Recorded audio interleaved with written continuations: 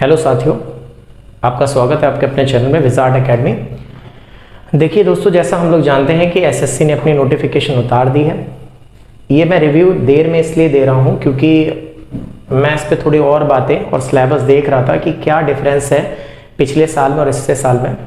तो पहले मैं जल्दी से आपको ये बता देता हूँ कि क्या बदलाव इसमें है और क्या टीयर 2 में इन्होंने किया है। तो हम लोग जानते हैं टीयर फर्स्ट जो है वो एज इट इज़ पहले जैसा है। इसके सिलेबस में बूंद भर भी बदलाव नहीं है, जैसा पहले होता था वैसा आज भी है। टीयर फर्स्ट 25 नंबर का रीजनिंग, इंग्लिश, आपका मैथ्स और जीएस है।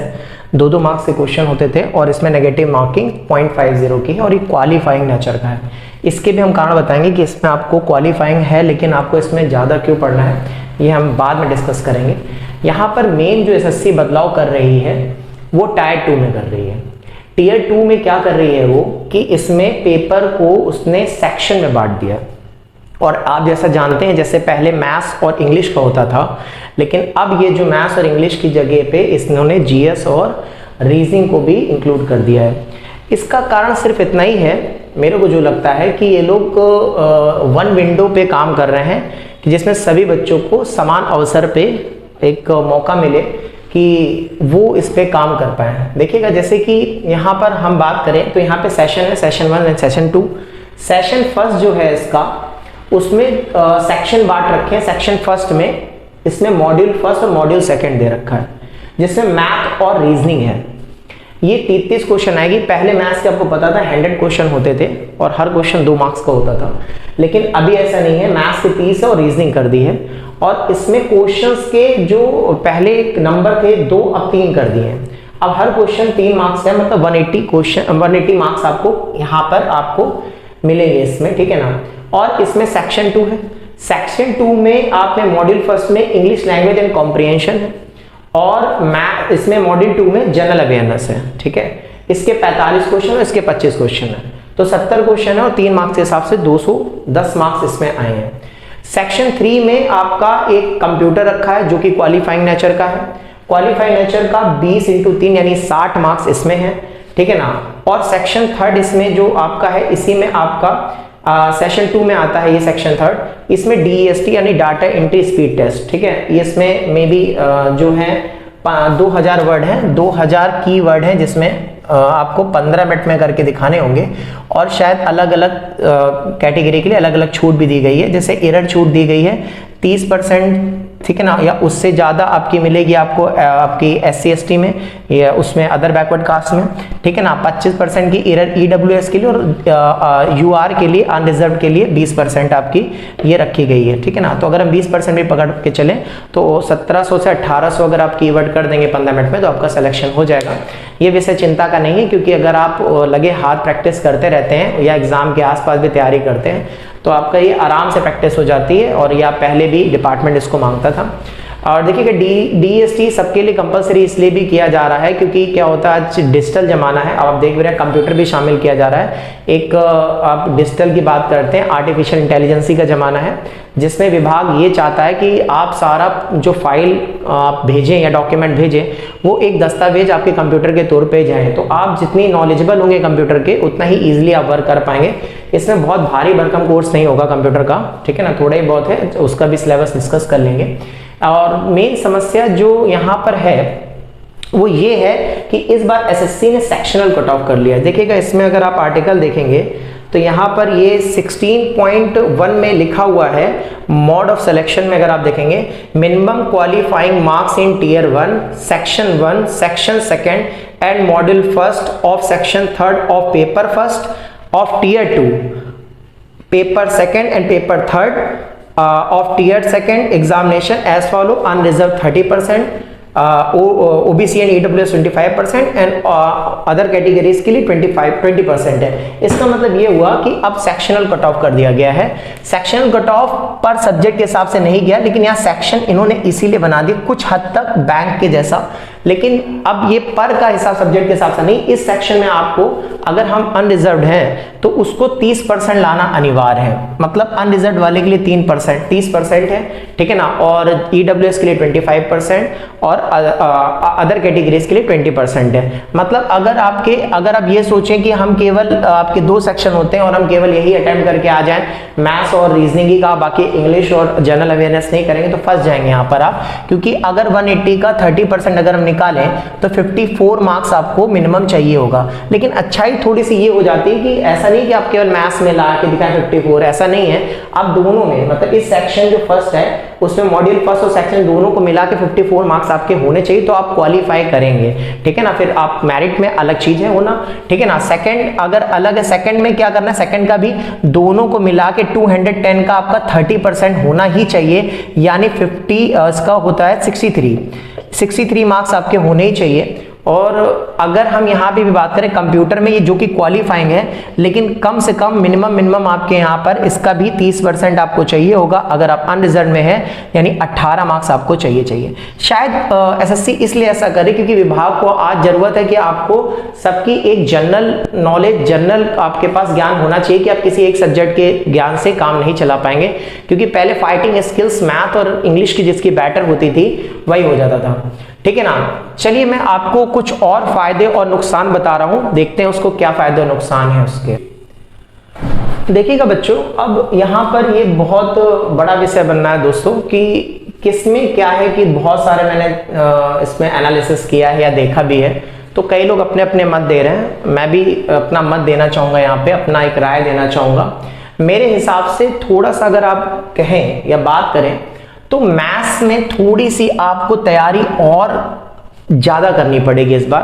अब नंबर के क्वेश्चन 30 दे रखे हैं और उसमें चयन करने का तरीका ये दे रखा है कि आप 30 क्वेश्चन में से आपको पूरे ढेर सारा सिलेबस है, यानी आपको पता है स्टैट्स इस बार जुड़ गई है और आपका प्रोबेबिलिटी जुड़ गई है। ये 2 चैप्टर आपके और भी ऐड हुए हैं, ठीक है ना। खैर अगर आप पुराने दे रहे हैं पेपर, आपको पता है CHSL कई बार प्रॉप के क्वेश्चन दे चुका है, पहले भी स्टैट के भी मीन मीडियन मॉड आ चुके हैं, एसएससी के लिए कोई नया नहीं है, लेकिन उन्होंने जोड़ा है। ये कई यूट्यूब में ये भी बता रहे हैं कि नहीं ये बिल्कुल नया नहीं, ऐसा नहीं है। CHSL में आ चुके हैं, MTS में मीन मीडियन मॉड आ चुका है, कोई बहुत हुआ चैप्टर नहीं होता है, ये हाई स्कूल का ही चैप्टर है जो जोड़े जाएंगे, पहली चीज। दूसरी चीज ये है कि पहले क्वेश्चनों की संख्या ज्यादा हुआ करती थी मैथ्स में, तो कभी जैसे मान लीजिए अगर मैं एक सपोज लेके चलूं ट्रिग्नोमेट्री या ज्योमेट्री, मैंने ये 2 चैप्टर उठाए और इसमें मैंने तैयारी करी, तो इसके 6 क्वेश्चन आए और इसके भी 6 क्वेश्चन, मिनिमम 5-6 क्वेश्चन आपको चैप्टर से मिल जाते थे, 6 क्वेश्चन 7 क्वेश्चन, वेटेज अच्छा खासा होता था।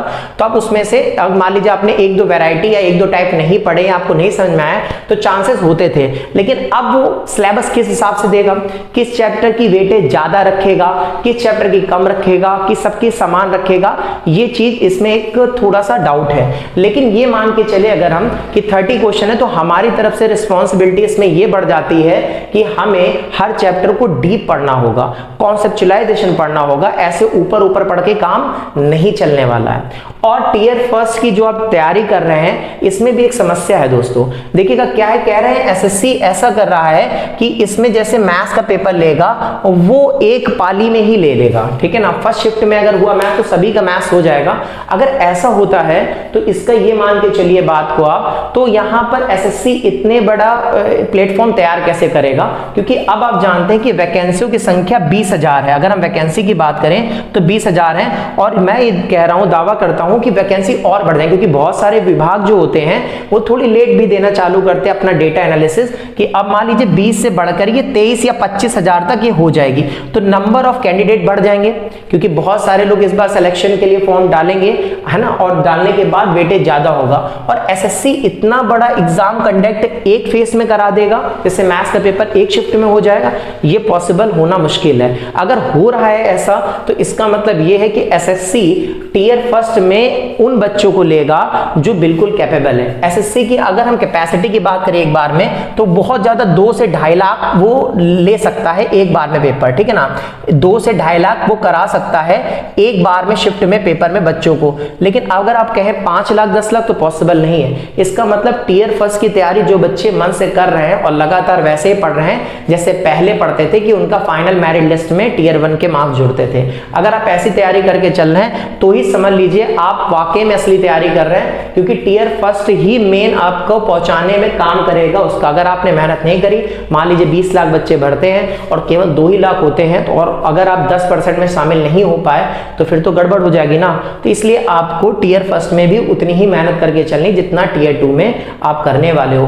केवल क्यों टीयर 2 में आपको करना है, क्योंकि मैंने बहुत से लोगों को देखा तो वो कह रहे हैं टीयर 2 पे ज्यादा फोकस करना है। मेरे को ऐसा लगता है टीयर फर्स्ट पे भी उतना फोकस करके चलिए, क्योंकि कट ऑफ उन लोगों का मानना है 180 वहां से और यहां से 200 आपकी 10 यानी 390 की ही बननी है। साफ साफ ऐसे नहीं कह दिया है कि टीयर 2 के ही बेसिस पे आपका सिलेक्शन लिया जाएगा, लेकिन टीयर 2 के बेसिस पे अगर सिलेक्शन वो लेते हैं लेकिन टीयर फर्स्ट से आप निकल ही नहीं पाओगे, क्वालिफाई नहीं कर पाओगे, तो क्या फायदा होगा आपका उसमें पहुंचने का। तो बेसिक आप उसी पे ध्यान दीजिए, क्योंकि मेरे को लगता है बहुत बड़ी रेस है ये और बहुत बड़ी अपॉर्चुनिटी है। यहां तक आपको डरने की भी आवश्यकता नहीं है।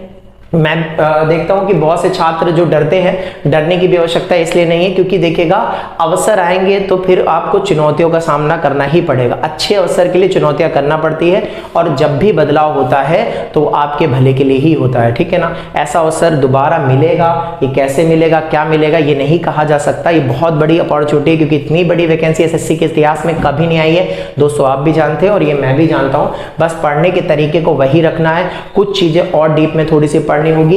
इंग्लिश लैंग्वेज के मैं जब सिलेबस देख रहा था तो इसमें रीडिंग पोर्शन को ज्यादा महत्व दी जा रही है, ठीक है ना। ग्रामेटिकल तो दी जाती थी लेकिन इंग्लिश लैंग्वेज की रीडिंग को धीमे से, क्योंकि ऐसा होता है कि अगर आप ग्रामेटिकल पोर्शन पे थोड़ा सा कवर अप कर लेते हैं तो आपका हो जाता है, लेकिन रीडिंग स्किल कम होती है। तो मेरे को लगता है एसएससी इंग्लिश लैंग्वेज से कंप्रिहेंशन का, रीडिंग पोर्शन का ज्यादा हिस्सा उठाएगी और दे भी रखा है। रीजनिंग की पर्सनल बात कर दें तो रीजनिंग यहाँ पर इस बार जोड़ी गई है। आपको 1-1 घंटा मिलेगा, मतलब इस सेक्शन के लिए भी 1 घंटा है और इस सेक्शन के लिए भी 1 घंटा है, ठीक है ना। यहां पर आपको यहां पर 15 मिनट एक्स्ट्रा मिलेंगे कंप्यूटर के लिए और यहां पर भी 15 मिनट आपको कंप्यूटर के लिए दे जाएंगे, यानी 2.5 घंटे का सीन ऐसा करके बनेगा आपका, ठीक है ना।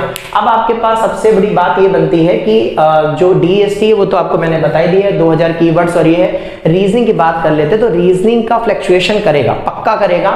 ये मान के चलिए अगर आप रीजनिंग की प्रैक्टिस कर रहे हैं तो रीजनिंग की प्रैक्टिस और अच्छे से करें, ठीक है ना। डीप पढ़े, थोड़ा सिलेबस में फ्लक्चुएशन हो सकता है लेकिन मेरे को नहीं लगता है कि पहली बार में ये लोग बहुत ज्यादा फ्लक्चुएशन कर देंगे कि ऐसे क्वेश्चन रख देंगे कि हिले ना। मेरे को लगता है 10 से 15% का फ्लक्चुएशन होगा। जो लड़के पहले से तैयारी करते चले आ रहे हैं जैसे वैसे ही सेम रखे, घबराने की बात नहीं है। बस प्रैक्टिस सेट को ज्यादा अच्छे से लगाए और ज्यादा अच्छे से मेहनत करें। जो टॉपिक क्लियर नहीं है या जो भी जहां भी पढ़ रहा है वो जब पूरा सिलेबस हो जाता है उसका तो उसको और मन से तैयारी करते चले जाए, ठीक है ना। इसलिए मैं ऐसा कह रहा हूं कि रीजनिंग थोड़ी सी लेंदी होगी, थोड़ी सी बैंक लेवल को मैच कर सकती है बिकॉज थोड़े चैप्टर उसमें क्रिटिकल एनालिसिस भी लिखा हुआ है, तो थोड़ा सा मेरे को डाउट है। और रीजनिंग के लिए टाइम काफी मिल रहा है क्योंकि आप अगर देखेंगे तो दिसंबर में इन्होंने प्रीलिम लेने की बात कही है, टियर 1 लेने की बात कही है। 17 तारीख से फॉर्म चालू हो गए नोटिफिकेशन के, 8-10 तक ये जाएंगे, ठीक है ना। और आपका 8-10 के बाद जाने के बाद दिसंबर में पेपर कंडक्ट करा देंगे, डेट अनाउंस हो जाएगी और हो जाएगा। उसके मार्च या अप्रैल तक मतलब 3 महीने और एक्स्ट्रा मिलेंगे आपको रीजनिंग पढ़ने का, तो पेपर वो मॉड ऐसा रखेंगे, ठीक है ना।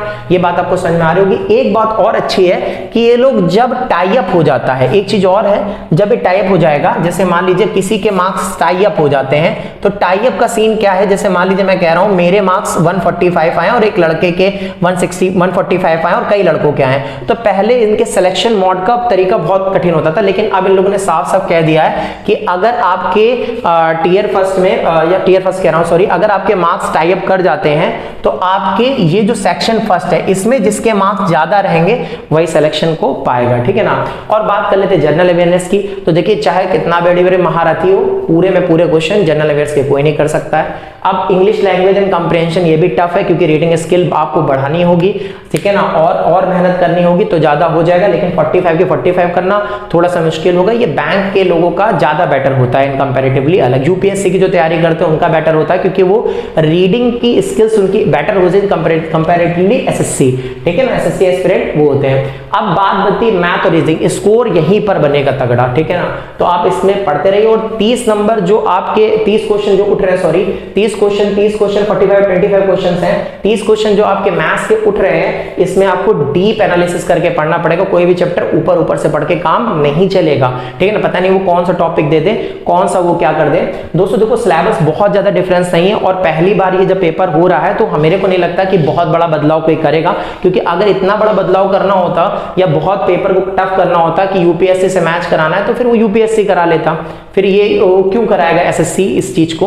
तो ये चीज को बांध के चलिए कि अगर आपका पेपर ये कंडक्ट कराया जा रहा है या हो रहा है, तो इसका सीधा सा मतलब है कि कुछ बदलाव आपके फेवर में जाएंगे, ठीक है ना, परेशान होने की बात नहीं। और एज इट इज बस जैसी तैयारी चल रही है आंख बंद करके उसको करते रहिए, एनालिसिस अपने ऊपर भी करते रहिए कि कैसे स्कोर पहले था, कैसे अभी हो। देखिएगा इसमें डॉक्यूमेंट वेरिफिकेशन इस बार एसएससी नहीं करेगी। एसएससी इसमें पॉइंट जो बढ़िया है वो ये है, एसएससी इसमें डॉक्यूमेंट वेरिफिकेशन नहीं करेगी। तो जब ये डॉक्यूमेंट नहीं वेरिफिकेशन करेगी तो पर डिपार्टमेंट जैसे जो सिलेक्शन होगा डॉक्यूमेंट नहीं करेगी, तो पर डिपार्टमेंट जो डॉक्यूमेंट को मतलब वेरीफाई करेगा, जैसे आप जहां सेलेक्ट होंगे वो डॉक्यूमेंट वेरिफिकेशन करेगा। ये अच्छी बात है, क्योंकि एसएससी पे बर्डन घटेगा तो रिजल्ट जल्दी दे पाएंगे, ठीक है ना, तो ये एक फायदा मिलता है। आपको पता होगा यहाँ पे 1/3 है इस बार, यहाँ पे आपकी 1/4 होती है, यहाँ पे 1/3 कर दी गई है नेगेटिव मार्किंग। ये भी बढ़िया है क्योंकि तुक्का विधि खत्म हो जाएगी जल्दी से, क्योंकि अब आपका 1/3 मार्क्स यानी कितना होगा, 1 मार्क्स काट लिया जाएगा यहाँ पे, ठीक है ना, 1 मार्क्स नेगेटिव काट लिया जाएगा। ये भी बहुत अच्छी बात हुई है। ये लोग ने कुछ ये कहा कि आप कहीं से भी आप बच ना पाए, आप बिल्कुल परफेक्ट हो, मास्टर हो, तभी इसको लेकर आए। उन्होंने सारी डोर बंद कर दी है कि आपका कोई भी चीजें इसमें ना हो, ठीक है ना। देखिएगा पेपर 2 जो होता है जीएसओ का वो वैसा ही होगा, स्टैटिस्टिक्स पूछी जाएगी। जनरल साइंस होगी आपकी डबल एओ के लिए पेपर 3 में, उसमें 2-2 घंटे अलग, जैसे पहला था वैसे ही एज इट इज है, ठीक है ना। और उसमें आपका जो आपका डबल एओ का पेपर होता है असिस्टेंट ऑडिटर वाला, उसमें आपका जो आपकी जनरल साइंस होती है, फाइनेंस और आपकी स्टैटिस्टिक्स उसमें मिली होती है, जो उससे हमेशा से जैसे आपकी 2 घंटे की वो ऐसे ही होगी। तो दोस्तों जैसा आपने देखा कि यहाँ पर ये पेपर किया गया। अगर आपको लगता है कि इसमें कुछ और जानकारी की जरूरत है, या मेरे को लगेगा कि इसमें कुछ और बताने लायक बात है, तो मैं बहुत जल्दी दूसरा वीडियो लेकर आऊंगा। इसमें सिलेबस का कोर्स जो मैं है बहुत जल्दी चालू कर दूंगा, जैसे स्टैट्स, प्रोबेबिलिटी और बाकी चैप्टर जो इंपॉर्टेंट होंगे। देखिएगा इसमें इस बार एसएससी ने बढ़िया किया है कि एसएससी इस बार डॉक्यूमेंट वेरिफिकेशन नहीं करेगी। इसका डॉक्यूमेंट वेरिफिकेशन जो था वो एसएससी इस बार नहीं करेगी। डिपार्टमेंट अपना पर्टिकुलर जिस विभाग में आप जाएंगे वो अपना आपका डॉक्यूमेंट वेरिफिकेशन करेगी। तो इसमें एक मैं वीडियो बना दूंगा कि इसमें कैसे कैसे आपको फॉर्म भरना है, कैसे क्या करना है, वो भी इंपॉर्टेंट रहेगा, वरना रिजेक्ट ना हो जाए कहीं। ये भी है कि आप सेलेक्ट हो गए और बाय चांस कुछ हो गया तो वो इसमें बारीकी मैं बता दूंगा जल्दी से। जल्दीबाजी मत भरिएगा, काफ़ी टाइम है अभी 8 तारीख को, ठीक है ना, तो आप आराम से भरिएगा। तो एसएससी डॉक्यूमेंट वेरिफिकेशन कराएगी और आप ये देखिएगा एसएससी का मतलब विभाग कराएंगे, एसएससी इस बार नहीं कराएगी। इससे फायदा मिल जाएगा कि एसएससी अपना रिजल्ट जल्दी दे पाएगी, ठीक है ना। तो 390 में आपकी जो भी मेरिट बनेगी जल्दी से और आप बड़े से बड़े विभाग में ज्वाइन करेंगे तो आपका जल्दी से जल्दी रिजल्ट बन जाएगा, बहुत ज़्यादा टाल मटोली नहीं होगी, ये बात सही है, ठीक है ना, ताकि बर्डन हो। और प्लस यहाँ पे आपको पता ही है 1/3 की इस बार यहाँ पे माइनस मार्किंग की गई ताकि तुक्का खत्म हो जाए, क्योंकि बहुत बार कभी कभी ऐसा होता है तुक्का मार देते, तो आप तुक्का मारने का गलती नहीं करिएगा, क्योंकि 1/3 कर देंगे और 1 मार्क्स आपका कट जाएगा, बहुत होता है 1 मार्क्स, ठीक है। तो आपका ये हो गया। और पेपर 2 और पेपर 3 जो जेएसओ यानी जूनियर स्टैटिस्टिकल ऑफिसर जो था, जिसमें आपकी वो 2 घंटे का पेपर होता था, उसमें स्टैटिस्टिक्स की नॉलेज होनी चाहिए आपको। और आप इंटर में या तो स्टैट्स ले रखे आपके साइंस में और मैथ्स में नंबर 60+% बने हों, और या तो फिर आपका ग्रेजुएशन में सब्जेक्ट स्टैट्स, ठीक है। और डबल एओ के में आपका जैसे था फाइनेंस और आपको उसकी नॉलेज होनी चाहिए, ठीक है ना, फाइनेंस की जनरल साइंस में, ठीक है ना, वो अलग से 2 घंटे का उसका पेपर होता है, एज इट इज सेम है, ठीक है ना। और इसमें बारीकी मैंने आपको बताई दी है। रीजनिंग के लिए आप प्रिपरेशन करिए, मैथ्स डीप पढ़िए, इंग्लिश कॉम्प्रिहेंशन में रीडिंग स्किल्स को बढ़ा दीजिए, जनरल अवेयरनेस जैसे पढ़ रहे हैं वैसे पढ़िए। इसमें नंबर बनाना थोड़ा कठिन होगा, जनरल अवेयरनेस को बेटर होता कि अगर ये इंग्लिश का उठा करके मैथ्स के संग रख देते और रीजनिंग इसके संग रख देते तो थोड़ा सा बेटर होता। लेकिन बात की बात है, टीयर फर्स्ट उतनी ही मेहनत से पढ़िए जितना आप अभी तक पढ़ते चले आ रहे थे। कोई डीलिंग नहीं, पता चला क्वालिफाइंग है तो पढ़ ही नहीं रहे, ऐसा कुछ नहीं है। ज़्यादा दम लगा के पढ़िए और सिलेक्शन होगा, जरूर होगा। होगा इस बार, 20,000 वैकेंसियाँ कम नहीं होती, जो कि बढ़ के 22, 23, 24 आराम से छुएंगी। ठीक है ना। चलिए मैं इसमें देखूंगा और जल्दी से इसमें वीडियो लूँगा। प्लस ये भी ध्यान रखिएगा कि मैं बहुत जल्दी इसी चैनल पे आपके लिए बहुत सारे ढेर सारे मैथ्स के वीडियो बनाऊंगा, जो मेरा एक्सपीरियंस वो शेयर करूंगा। तब तक के लिए मिलते हैं नेक्स्ट वीडियो में। Bye bye, see you, tata, good luck.